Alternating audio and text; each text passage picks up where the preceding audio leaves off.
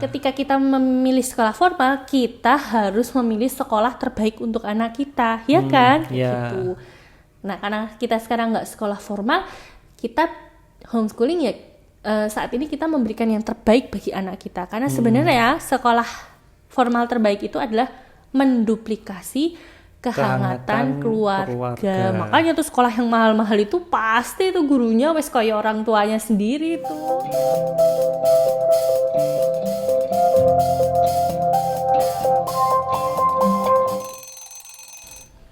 Ayah. Iya. Bagaimana ya cerita menyapih bara? Apakah ayah merasa berat? Tidak. Sungguh? Tidak. Ya, karena waktu dulu ayah aku menyapih biru itu, alhamdulillah bisa aku handle sendiri. Waktu itu ayah lagi sibuk kuliah kan. Terus juga kok biru kok qadarullahnya sangat mudah, ya itu rezeki ya. Sekali lagi itu rezeki dari Allah kayak gitu loh. Anak mudah untuk disapi itu rezeki dari Allah. Dan ketika menyapi biru tuh kayak nggak ada drama gini, kok sekarang ada drama ya kayak gitu. Dan pas aku minta bantuan sama ayah. Ya, pas. Aku pusing loh tadi, aku jemur baju gini sambil denger bara nangis. Terus itu antara sedih, tapi jangan menyerah. Aku juga sedih.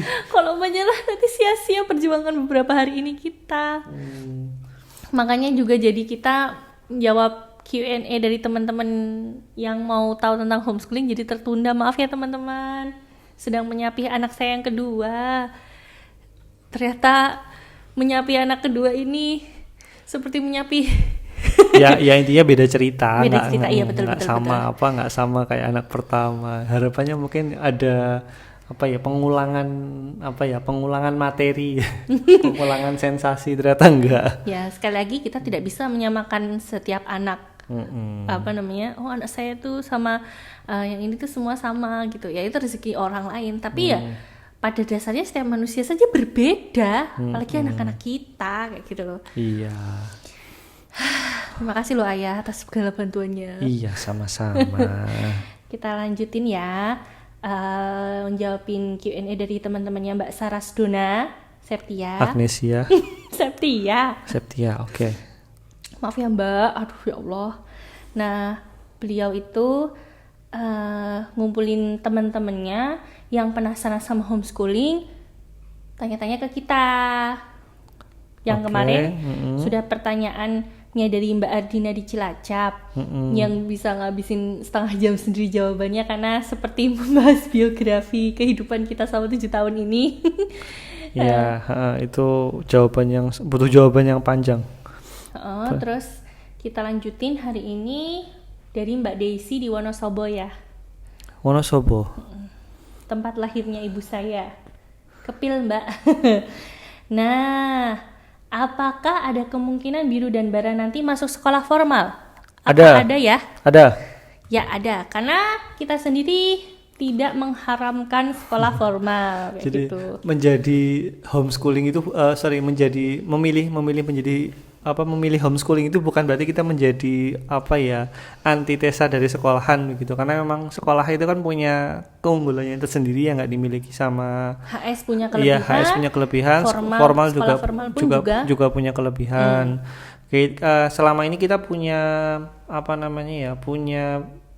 pemahaman bahwa sekolah formal itu hanya satu dari 3 arus utama karir seseorang begitu. Kalau sekolah kan ada 3, kalau kita pahami ada 3. Yang pertama adalah akademisi, kedua adalah profesional, yang ketiga adalah entrepreneur. Jadi 3 arus utama ini yang sebagian hampir semua jenis pekerjaan yang ada di dunia ini itu ya muara berada di tiga arus besar utama ini begitu. Nah, sekolah formal itu adalah jalur utama untuk para akademisi. Iya. Nah, akademisi itu adalah sebutan untuk jenis profesi yang kalau dia tidak ada ijazah atau pembuktian secara akademik dari lembaga yang ditentukan secara sistem begitu, maka kemudian dia tidak bisa menjadi profesi tersebut begitu. Dokter itu yang seperti Bunda sebut, dokter itu kalau tidak ada ijazah sebagai dokter atau kemudian surat izin praktek begitu, dia nggak bisa menjadi dokter. Adanya adalah malpraktek begitu. Tentara juga sebenarnya akademisi. Jadi tentara itu kalau tidak ada pendidikan ketentaraan, apalah sebutannya itulah pokoknya taruna dan lain sebagainya. Pokoknya gue ya pokoknya itulah begitu. Kalau tidak ada pendidikan secara akademik, ya dia tidak jadi tentara, ngaku-ngaku tentara ya ming dihajar sama tentara yang asli begitu. Pun juga kemudian dengan peneliti, guru, dosen, apalagi hakim, apalagi ya pokoknya kemudian segala jenis profesi yang membutuhkan pilot juga, meskipun kemudian sertifikat pilot itu pendidikan pilot atau pendidikan, betul, pilot atau pendidikan. Ada nggak pilot yang dia tuh cuma butuh sertifikasi aja? Kurang tahu ya begitu. Nah itu yang kedua, jadi profesional. Nah beda profesional ini dia tidak terlalu membutuhkan ijazah, tetapi kemudian jadi yang dibutuhkan adalah portofolio. Misalnya sopir truk itu profesional.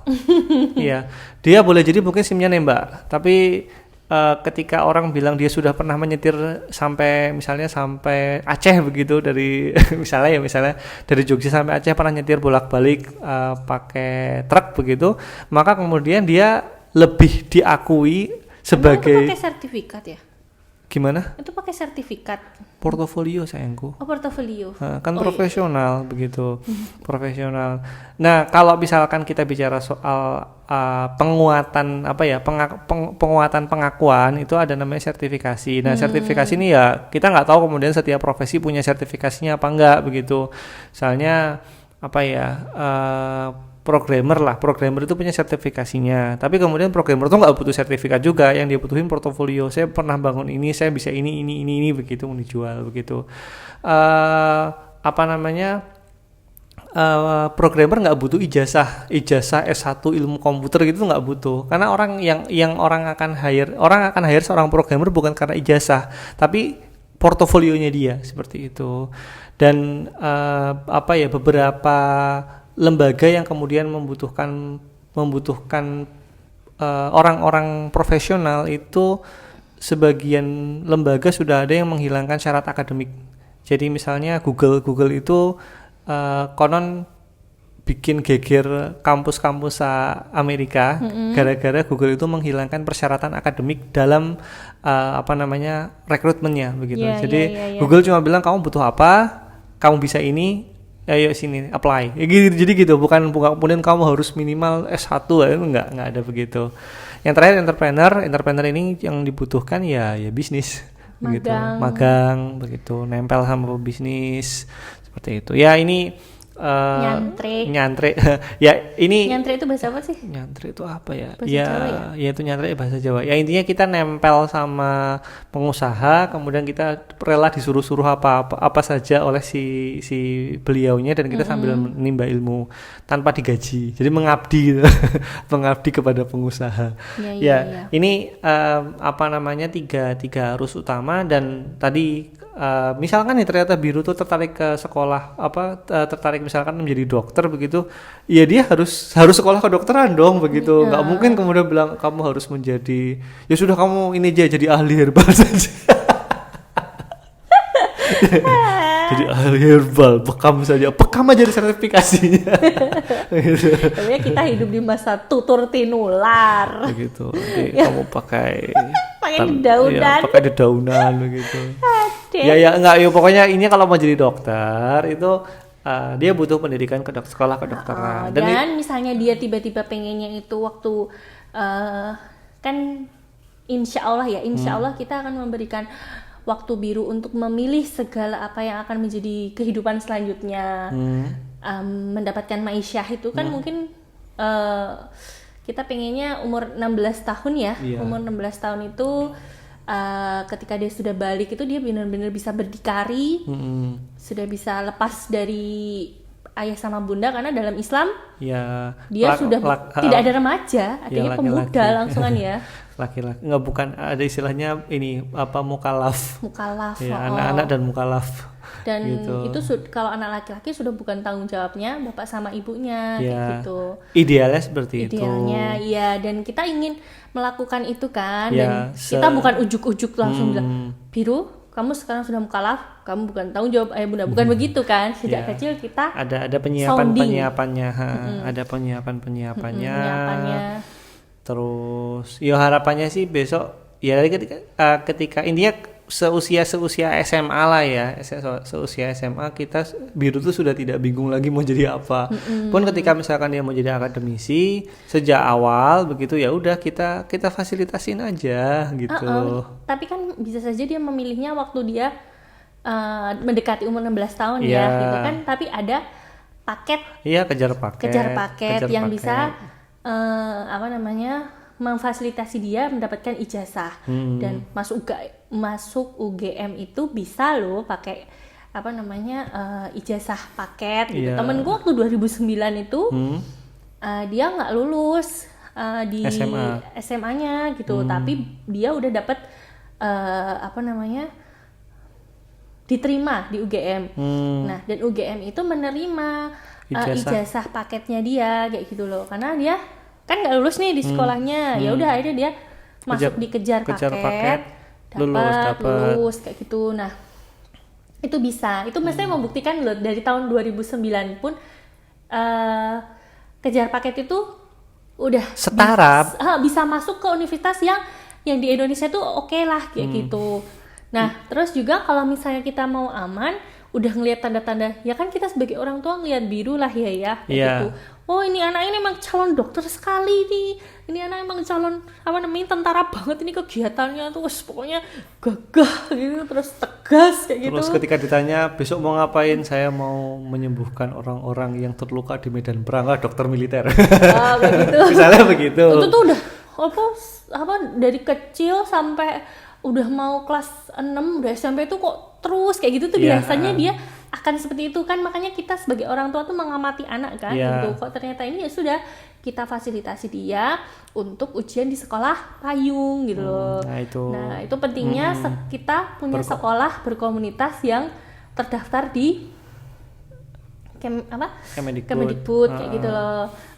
Itu bisa jadi sekolah sekolah payung ini bisa memfasilitasi Biru mendapatkan ijazah. Meskipun dia tidak ikut sekolah formal, tapi dia nanti ijazahnya misalnya dia ujiannya di Araihan, ya udah dapet ijazahnya di Araihan. Iya, maksudnya ijazahnya yang ikut sekolah payungnya. Itu menjawab pertanyaan yang nanti Biru bakal sekolah formal enggak? Ya lagi-lagi bisa saja begitu. Kita tidak menutup kemungkinan itu terus bilang kita menjadi orang yang melawan arus. enggak segitu. Nanti kok qadarullah Bunda itu jadi wanita karir gitu ya. Bunda kerja di Suara Merdeka, di Tribun, di Kompas, misalnya ya. Karena aku sastra Indonesia ya. Jadi aku kerjaannya kan pasti di media-media kayak gitu.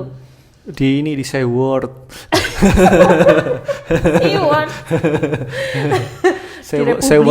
Seword.com, terus jadi buzzer. Kita kan nggak tahu ya gimana. Bunda sekarang pengen mengabdikan diri kepada anak-anak, tapi kan Allah yang ngatur jalannya gitu. Ya pilihan terbaik kita adalah menyekolahkan anak kita di sekolah formal kan ya gitu. Karena pilihan kita sekarang itu adalah homeschooling, ya Bunda yang sekarang menjadi garda terdepan untuk mengajar anak-anak. Ayah kepala sekolahnya, aku pelaksana hariannya. Jadi aku benar-benar fokus di anak-anak. Tapi kalau misalnya nanti tiba-tiba Allah menakdirkan seperti itu kan, kita harus ke sekolah formal. Nah, ketika kita memilih sekolah formal, kita harus memilih sekolah terbaik untuk anak kita, ya kan? Gitu. Nah, karena kita sekarang nggak sekolah formal, kita homeschooling ya. Saat ini kita memberikan yang terbaik bagi anak kita. Karena sebenarnya sekolah formal terbaik itu adalah menduplikasi kehangatan keluarga. Makanya tuh sekolah yang mahal-mahal itu pasti tuh gurunya wes kayak orang tuanya sendiri tuh. Bahkan lebih-lebih. Makanya memantau si anak, detail dan lain sebagainya begitu. Plus fasilitas-fasilitasnya. Kita pindah ke pertanyaan berikutnya. Ini Tolong jangan, tolong. Kenapa sih lo? Aduh. Kenapa? Itu keringi sekali. Keringi, oke. Pertanyaan. Aku suka kamu keringi. Pertanyaannya yang nomor 3 adalah inspirasi kegiatan dapat dari mana saja? Dari Mbak Erna di Klaten. dari mana ya? Dari mana? Ayo. Ayah dapat inspirasi dari internet. Dari Pinterest. Serius kamu? Ya, kamu dari apa? Enggak, ayah sering lihat Bunda buka Pinterest begitu. Enggak, itu kan ini kan jawaban Bunda. Inspirasi kegiatan kan? Iya. Oh, maksudnya kamu ayah. kan juga punya kegiatan sama anak-anak. Oh, apa ya? Kegiatan sama kamu sama anak-anak kan lari lah, main tembak-tembakan lah, main berantem-beranteman lah. Itu kamu inspirasinya dari mana dulu? Nggak tahu dari mana ya. Ya pokoknya kayaknya seru deh. Kayaknya lucu deh. gitu doang. Dengan ayah mengamati anak-anak atau ayah merasa oh ini seru deh dulu aku main kayak gini, ayo kita main sama anak-anak kayak gitu. Coba ayah ceritain kegiatan ayah sama anak-anak itu apa aja? Ya bermain, mencuci piring bersama, terus memasak bersama. Oh iya. Terus apa? Ayah yang malah ngajarin Biru bikin donat tuh ayah kan? Karena aku nggak bisa bikin donat. Jalan-jalan, terus main game. Ya udah, ya itu kegiatannya ayah. Inspirasinya dari apa ya? Wah, ini bagus nih diajarin. Ayo ajarin aja. Ya yang kan, ngajarin Biru bikin popcorn juga ayah kan? Ya kan setiap ya cuman gitu aja.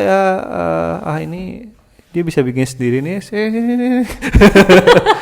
nih caranya begini, gini. Nggak bisa udah. Biru bikin mie itu tadinya diajarin ayah nggak? Iya. Oh ya. Jadi Biru umur 6 tahun itu udah bisa bikin mie sendiri ya? Ya. Udah cuci piring sendiri. Cuci piring, terus apa lagi terus, ya? Kalau ngompol jemur kasur sendiri. Iya. Jadi bantuin dikit lah, kasur berat. Sedikit. Tapi berat. Kan kasur dia tipis. Tapi kan berat bagi dia. Oh iya. Langsung ngompol dia langsung ganti baju sendiri, cuci badan sendiri langsung. Minta maaf sama kita. Enggak, ganti baju. Pura-pura terus tiba-tiba tidur di kamar kita. Pura-pura tidak terjadi apa-apa. Terus, ini apa yang terjadi? Kamu kenapa bobo di sini? Kamu ngompol ya? Iya. Lah ya Allah udah besar kok ngompol. Maaf Bunda, ya udah nggak apa-apa. Tapi kamu ya yang beresin sendiri ya. Capek bundanya, berat kasurnya. Ya begitu. Ya pakai marah-marah dikit lah. Pakai ngomel-ngomel dikit. Ya gimana ya Bunda? Ayah juga bingung kalau ditanya inspirasi dari mana. Okay. Ya itu setiap aktivitas yang ayah lakukan. Ya itu begitu. Makanya ketika disuruh waktu Father's Day itu ayah bingung mau ngapain. Jadi kalau di sekolah homeschooling komunitas kami itu ada apa ya? Father's Day Out. Itu yang inisiasi ibu-ibu biar masa ibu-ibu terus yang ngajarin anaknya, yang bersamain anaknya, bapaknya juga lah kayak gitu. Pada akhirnya kemudian susur sungai. Enggak, pada akhirnya kan kemudian kita kembali kepada aktivitas-aktivitas yang lekat dengan si bapak itu. Kayak Mas Sigit hobinya goes, Pak Anang hobinya survival. Itu hobi enggak sih? Hobi profesi itu hobi ya? Itu hobi loh. Wong kerjaannya hobi kok kelaparan nih loh. Hobi survival, hobi kok kelaparan 5 hari di sabana. Enggak makan apa-apa. Tapi serius loh, setiap ada kayak gitu tuh Pak Anang daftar loh. Ya makanya itu ya paham. Hobi kok kelaparan, kehausan, kelelahan gitu. Hobi gitu enak mangan, turu, ngegame hobi kok kelaparan. Ya makanya itu keren banget. Dan aku kalau dengerin ceritanya Pak Anang tentang beliau survival di gunung gitu, terus ketemu macan kayak gitu. Mending macan, kuntilanak, pocong biasa katanya. Itu mending, maksudnya itu kan tidak kita pilih enggak. Ayah lebih milih ketemu sama begituan daripada kemudian ketemu sama. Lah gimana Bunda, kalau ditampakin sama kuntilanak kita bisa lari, hilang, selesai urusan. Kalau kita ketemu sama macan, kita lari, udah kita habis. Itu Pak Anang udah pernah ketemu loh. Iya. Itu biasa di hutan-hutan. Om Yono itu juga dulu cerita sama temennya ngeliat banaspati. Ya pokoknya gitulah di pas naik gunung. Biasa kayak begitu. Oke. Lanjut. Ya gitu. Jadi malah ngomongin mengalahin ngomongin Pak Anang ini ya. Ya nanti di-mention biar nggak gibah. Ya, intinya adalah kembali ke minat masing-masing orang begitu, dan yang menurut jalan tengahnya kita semua itu seru itu ya kegiatan-kegiatan outdoor, susur sungai ya. Di sungai apa sih kemarin tuh? Sungai Selo Pamioro ya? Ya pokoknya di Selo Pamioro. Sungai apa sih Selo Pamioro itu? Apa? Sungai apa sih Selo Pamioro itu? Kali jembatannya ya namanya Selo Pamioro ya? Iya itu, cuman itu daerah Selo Pamioro, cuman Imogiri Bantul. Ya, pokoknya begitu. Jadi kegiatan yang ayah ini lakukan itu ya tidak terlalu jauh dari apa yang biasa kita lakukan sehari-hari begitu. Ya kalau ayah kan sehari-hari kan yaitu ke kantor, main game, gambar, beres-beres, cuci piring, masak, nah gitu-gitu. Jadi ya akhirnya kemudian model kegiatan bersamanya ke Biru ya kayak gitu. Mainnya pun main main yang sifatnya fisik kayak gitu, kejar-kejaran, monster-monsteran. Karena Biru kalau main sama aku nggak seru. monster-monsteran begitu, boboiboyan. Kayak gitu-gitulah pokoknya. Kalau Bunda sendiri ya jelas ya, karena ayah itu berperan sebagai kepala sekolahnya, terus Bunda pelaksana hariannya, dan ayah itu kayak penasehatnya Bunda dalam belajarin Biru kayak gitu ya. Bunda sendiri dapat inspirasi kegiatannya itu ya dari buku-buku Montessori, terus buku-buku aktivitas anak, dan yang paling aku favoritin adalah Pinterest. Seperti itu Mbak Erna. Jadi saya sendiri pribadi saya serius belajar tentang Montessori kayak gitu. Saya sudah mendapatkan sertifikat belajar Montessori kemarin. Udah tuh Bunda? Ya iya udahlah. Yang kemarin Bunda belajar Montessori, sekalian hafalan metode Tabarok. Kan memang Biru kan belajar hafalannya metode Tabarok. Jadi metode Tabarok itu adalah metode yang melakukan itu adalah ayahnya si Tabarok. Syekh siapa yang namanya? Kok Syekh sih? Ya pokoknya gue lah. Profesor siapa itu dia yang punya anak hafiz-hafiz yang ngajarin anak-anaknya hafalan dari dalam kandungan ibunya. Jadi umur berapa itu udah hafal kayak gitu. Itu dengan cara bapaknya ngomong, didengerin sama anaknya, itu mungkin sekitaran 5 ayat gitu. Bapaknya ngomong, si Tabaroknya dengerin, bapaknya ngomong lagi, ngaji lagi, si Tabaroknya itu mengikuti satu persatu, habis itu ngaji bersama kayak gitu loh. Itu talaki ya modelnya. Talaki, metodenya talaki. Tapi caranya itu ya yang sekarang kita lakukan ke Biru gini loh ya. Terus pakai metode Tabarok, Montessori, Pinterest. Nggak itu lah yang kemarin Bunda ikut pelatihan Montessori itu loh, Montessori dan pelatihan itu hafalan anak metode Tabarok itu. Ya saya serius mengikuti kegiatan-kegiatan itu karena ya memang kebutuhan saya untuk mempelajari anak-anak kayak gitu. Ya, ini kembali lagi kepada pertanyaan di awal. Penjelasan di awal yang selalu kita ulang-ulang. Kalau mau homeschoolingin anak, ya kita juga harus siap ngupgrade diri. Jangan terus kemudian kita homeschooling nggak pakai belajar, nanti anaknya malah terlantar. Ya itu. Ya biasanya kalau orang tua sudah siap itu dia juga bakal sadar diri kok. Sadar diri ya. Wah, aku mau membersamai anak-anak belajar ya apa yang aku harus bisa lakukan kayak gitu. Kok ternyata aku lemah di matematika, ya sudah anaknya dititipin sama temen yang pintar matematika kayak gitu, atau diikutin les, misalnya les kumon kayak gitu, karena memang dia butuhnya di situ dan dia tertarik gitu loh, tidak dengan paksaan ya, kayak ayo kamu les kumon itu bagus banget untuk kamu belajar nggak gitu, sesuai kebutuhan. Terus juga karena saya pakai metode Montessori ya, saya harus punya bukunya untuk mengetahui apa sih itu kegiatan Montessori itu kayak gimana gitu. Saya pakai buku Montessori-nya Bu Majapahit ya, yang tadi bukannya kalau yang tadi Mary Griffith. Yang ini bukunya Bu Majapahit itu beliau nulis buku Child's Play sama Teach Me to Do It Myself, yaitu tentang buku-buku tentang kegiatan Montessori yang ada penjelasannya kenapa melakukan ini, nanti berdampaknya seperti ini kayak gitu loh ya. Oke. Jadi permainan dan aktivitas Montessori untuk bayi dan batita yang Child's Play, terus yang Teach Me to Do It Myself itu ajari aku untuk melakukannya sendiri, itu aktivitas Montessori untuk anak-anak yang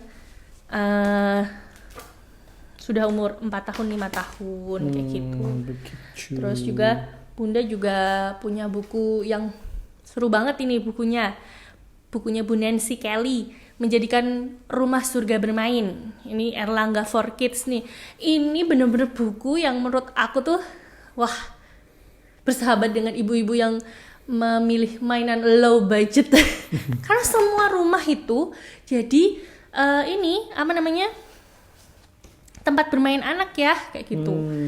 Kayak misalnya di sini ada bermain di ruang keluarga, di dapur, ruang makan, ruang bermain, sama kamar mandi. Ruang keluarga misalnya main bantal ya, cuma main bantal, anak-anak sembunyi di bawah bantal, ciluk gitu, itu udah seru banget anak-anak.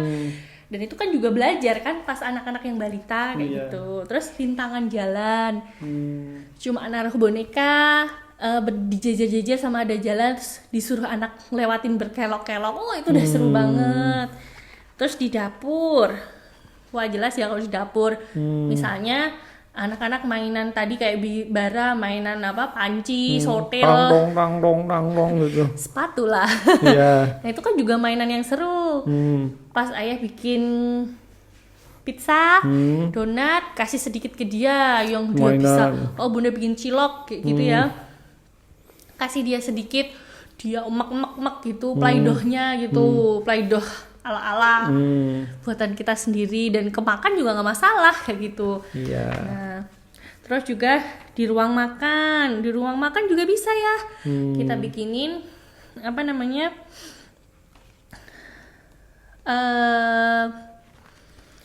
kayak misalnya yang mana? Spaghetti, kok spaghetti sih? Ya spaghetti juga bisa makan spaghetti sendiri kayak gitu loh. Kalau yang lain kan pada beberapa ibu-ibu yang belum mengenal BLW ya, baby led weaning yang makan sendiri itu kan, apalagi kalau mbah-mbah lihat, piye tuh kok bocah kok kan mangan dewe, gimana sih anak kecil kok makan sendiri kayak gitu ya, berantakan gitu. Padahal itu bermain juga seru loh kayak gitu. Apalagi main sama spaghetti gitu, udah spagettinya enak, bisa dimakan lagi, bisa dimain-mainin kayak gitu. Nah itulah beberapa kegiatan yang aku ambil ya, intinya kita rumah itu bisa dimanfaatkan potensi tanpa batas ya. Dan kalau udah sama orang tua udah cukup loh, anak nggak usah dibeliin mainan mahal-mahal gitu loh. Kalau memang nggak ada budgetnya, kalau ada budgetnya nggak apa-apa. Orang tua ada, rumah yang luas untuk bermain ada, maksudnya rumah yang bisa semuanya itu jadi tempat bermain anak, terus ada mainan ya seru juga gitu. Nggak ada mainan juga nggak masalah, karena anak-anak itu apapun bisa jadi mainan. Betul sekali. Orang tuanya saja yang dibelikan mainan. Ayah mau apa sih Pak? Ayah beli Gunpla, PS5, terus apa lagi ya? Ini kode ya? Iya. Itu Wargreymon. Itu ini butuh gitu. Budgetnya bisa diarahkan ke situ. Ya untuk membahagiakan orang tuanya yang lelah setelah bermain sama anak ya gitu. Itu, luar biasa. Bisa kayak gitu. Ya, apalagi kalau misalnya Biru itu pas kegiatannya umur sekitar 3 sampai 5 tahun itu kan kalau kita belajarin itu benar-benar belajarin sesuai ini ya, checklistnya dia tumbuh kembangnya ya. Nah, checklist tumbuh kembang itu biasanya juga sama dengan kurikulum STTPA yang dari Kemendikbud tentang PAUD sama TK ya, kayak gitu. Itu hampir sama kayak gitu loh untuk perkembangannya. Jadi lebih ke kognitifnya, sosialnya, bahasanya, dan itu biasanya kurikulumnya mirip-mirip kurikulum PAUD sama TK. Nah, itu ada banyak banget inspirasi di Pinterest tentang kegiatan-kegiatan yang bisa diambil. Dan Pinterest tuh dengan sendirinya kalau kita udah sekali nyari dia akan muncul menyajikan terus begitu. Apalagi untuk anak yang misalnya umur 1 tahun 2 tahun juga ada, cari aja activity for baby 1 tahun kayak gitu. Wah, itu langsung ada banyak gitu. Nah, tinggal aja kita punya paduannya, buku-bukunya kayak gitu kan. Kita aduh, ini kok mahal ya peralatannya. Coba cari di Pinterest yang murah kayak gimana gitu. Tinggal kita ini padu-padakan aja yang sama dan cari yang kita punya gitu sih ya kalau kegiatan Bunda selama ini sama anak-anak. Banyak sekali ya. Wow. Ya Anda yang terima jadi. Terima kasih.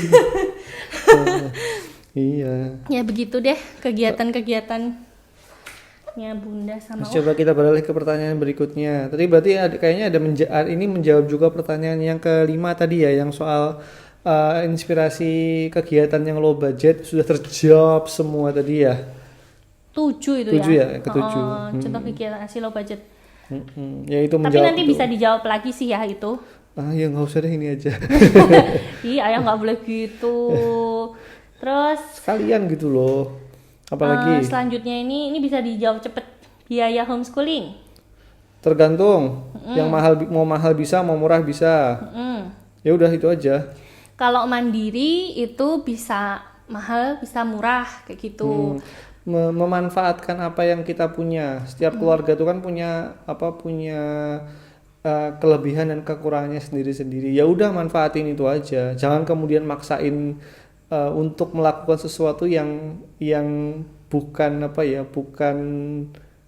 yang tidak di luar kemampuan kita begitu. Tapi mandiri biasanya lebih mahal karena dia harus tuku dewe. Anak-anak lagi suka badminton gitu ya, karena dia sendiri ya dia harus menyediakan fasilitas badminton sendiri. Tapi kalau berkomunitas tinggal hubungin teman-temannya, ada yang badminton nganggur nggak? ya enaknya berkomunitas di situ. Jadi kalau berkomunitas biaya untuk memfasilitasi anak-anak itu lebih bisa ditanggung bareng-bareng gitu ya. Karena sekali lagi anak-anak tuh cepet bosen. Dan biasanya kalau kita udah beli yang baru, anak-anak cepet bosen, kitanya yang keloro-loro, kitanya yang ya sedih, masuk baru beli kok udah cuma dipakai sebentar. Padahal gitu. Itu adalah hal yang normal ya. Kita sendiri juga cepet bosenan nggak sih? Anak-anak berganti minat itu biasa dan memang seharusnya seperti itu.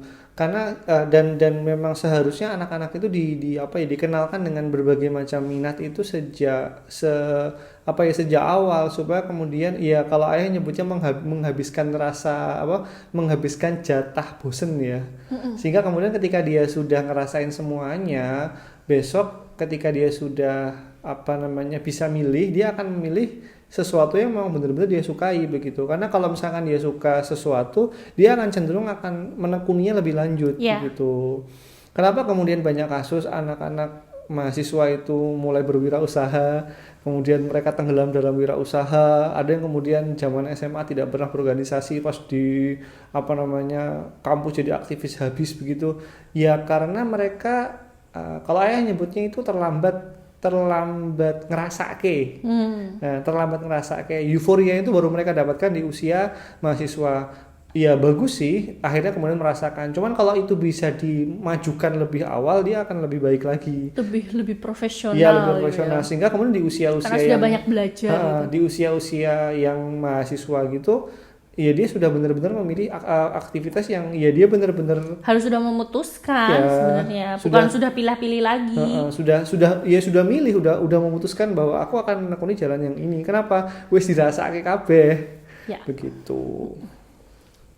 Ini baru sampai 4. Oh ya, HS juga bisa mahal kalau dia bimbel. Ya. Kayak HS Primagama gitu. Karena biasanya itu yang dilakukan artis-artis, dia nggak bisa sekolah formal, dia jadinya harus mendatangkan guru ke rumah. Nah ini homeschooling yang mendatangkan guru. Karena kalau kita homeschoolingnya adalah kita yang ngajarin sendiri anak-anak. Ya, gitu. tapi kita juga datangin guru ketika misalkan memang itu dibutuhkan. Guru Quran misalnya. Kayak gitu. Itu kan sesuai kebutuhan kan ya. Tapi kalau yang HS mahal ini, yang mahal ini karena dia semuanya guru ya kayak apa namanya ya, sekolah eksklusif di rumah gitu. Mindahin sekolah ke rumah ya, kan? Mindahin sekolah ke rumah itu jadi mahal biasanya. Nah ini baru ini ya yang keempat. Terus nanti ada juga masih pertanyaan 5 sama 6, 7 tentang ijazah PAUD dan TK HS itu gimana dari Mas Hafiz, sama indikator apa saja yang digunakan untuk mengukur kebutuhan belajar anak-anak Mbak Sarah, sama 7 contoh kegiatan asik yang low budget. Ini nggak bisa di di pertanyaan yang tadi. Oh gitu. Udah beda part ya akhirnya. Ya udah oke. Ya harus dijawab secara baiklah ya. Baiklah. Oke, kita lanjutin di podcast selanjutnya ya. Makasih Ayah. Sama-sama Bunda. Jika kamu suka dengan apa yang kami bagikan, jangan lupa untuk like, comment, dan subscribe. Terima kasih.